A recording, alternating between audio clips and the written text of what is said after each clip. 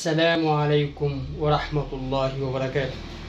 معاكم ترز الشباب مستر تايلور، وده أول فيديو في سلسلة تفصيل الثوب الخليجي خطوة بخطوة.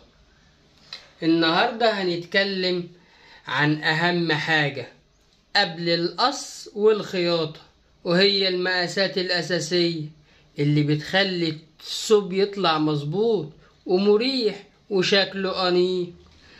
في الفيديو ده هشرح لك المقاسات واحدة واحدة على الملكات عشان تبقى الصورة واضحة وسهلة.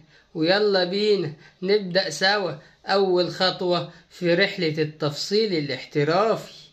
يلا، أول حاجة هناخد مقاس الطول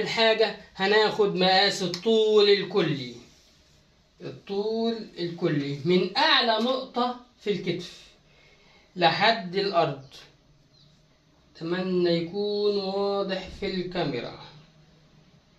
تمام.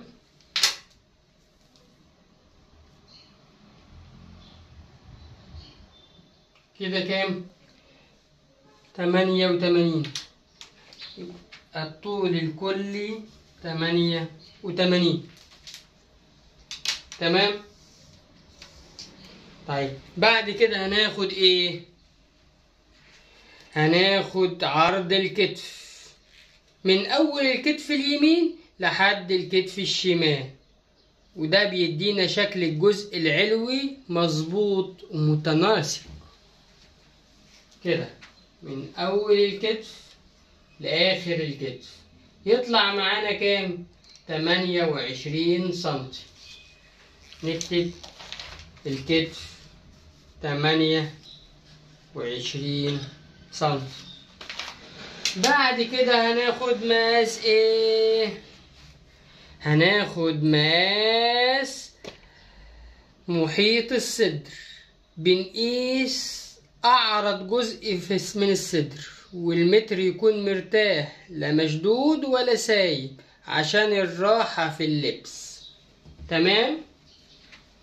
نلف الملكان كده معانا. ناخد المقاس. اثبت يا ملكان، ايدك دي فوق شوية. ناخد المقاس صح.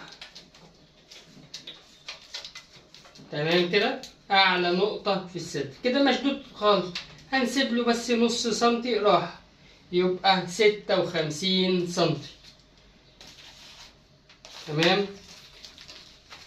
يبقى 56 سنتي. تمام. بعد كده ناخد مقاس محيط الوسط.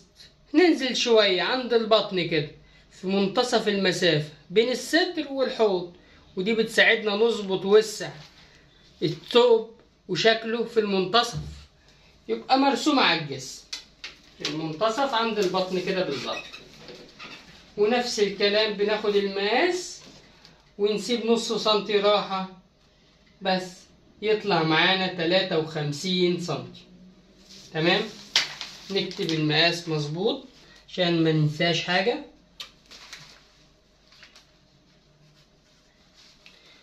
وبعد كده ناخد محيط الأرداف. بنقيس أعرض جزء في المنطقة السفلية، وده مهم علشان الثوب ما يكونش ضيق أثناء الحركة. تمام. هنشوف مع بعض. أعلى نقطة عند الأرداف أهي. تمام.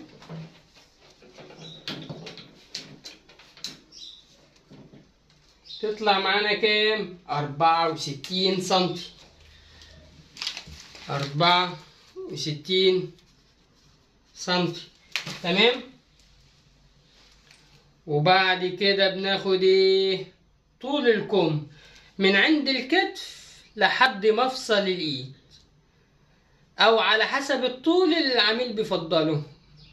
لو حابب كم اطول شوية بنزود 2 سنتي. تمام. ودينا مع بعض من اعلى نقطة الكتف لحد مفصل الايد. يبقى كام؟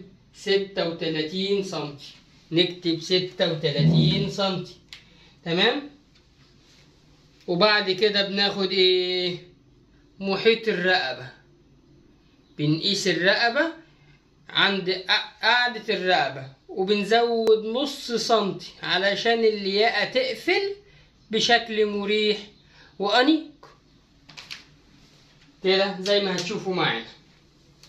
الرقبة اهي، وبناخد الماس تقفل كويس، يبقى 32 سنتي. نكتب 32 سنتي. تمام.